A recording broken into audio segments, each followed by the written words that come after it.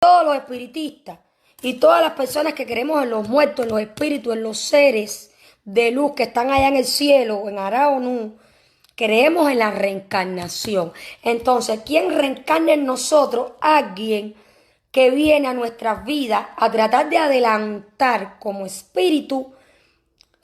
Nosotros vamos a prestar nuestra materia para que ese espíritu siga reencarnando y siga como espíritu evolucionando. Existen los 3 niveles espirituales: el nivel 1, el nivel 2, el nivel 3 y el nivel superior, que es el nivel donde ya es de abajo, o sea, es de abajo para arriba. El nivel, o sea, de arriba para abajo, perdón. El nivel 3. ¿Quiénes están en el nivel 3? Todas las personas que mueren, que fallecen. ¿Cómo nosotros pasamos al nivel 2?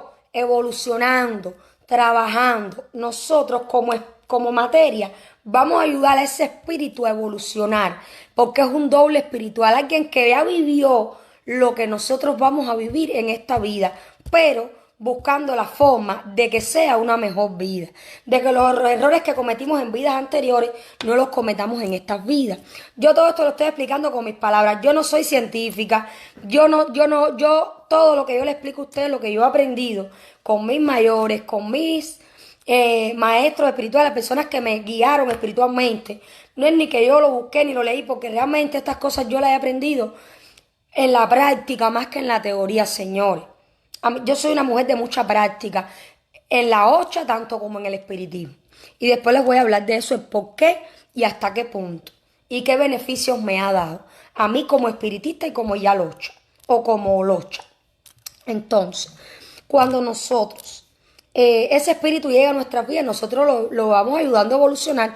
Ese espíritu puede reencarnar, puede pasarse 200, 300, 400 años reencarnando, 500 años. Del nivel 3, ellos bajan al nivel 2, según la evolución que vayan teniendo. Del nivel 2 pasan al nivel 1. Ya cuando llegan al nivel 1, hay quienes se quedan en el nivel 1, que son los espíritus de mucha luz, de mucha claridad, de mucha evolución, porque han reencarnado muchas veces, ha tenido muchas vidas, ha tenido mucha evolución como espíritu, y obviamente llegó a un nivel espiritual donde tiene extremadamente claridad y extremadamente luz, fuerza y gloria.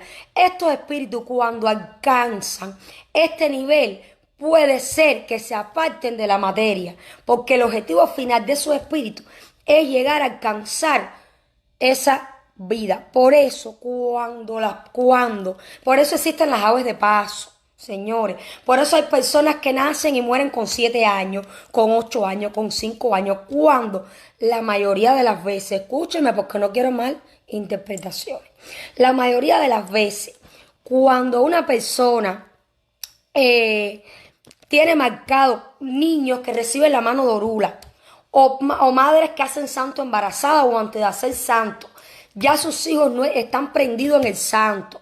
Cuando se prenden los niños en el santo y se le dice, usted está marcado para ser santo antes de los 7 años, o usted tiene, su hijo está marcado para ser santo preso en el santo antes de los 10 años, o de los 12 años, o ante la adolescencia. Muchas veces, no siempre, es porque esas personas, esos niños, tienen energía, espíritu, que han reencarnado en demasiadas vidas, tienen un nivel muy alto, y ya cuando tengan, ya el santo está viendo, o el espíritu, que cuando esos niños tengan 7, 8, 9 años, ese espíritu va a alcanzar el nivel que lleva, el espíritu se aparta de la materia y esa persona puede morir, porque ya su materia se queda sin energía, se queda sin espiritualidad.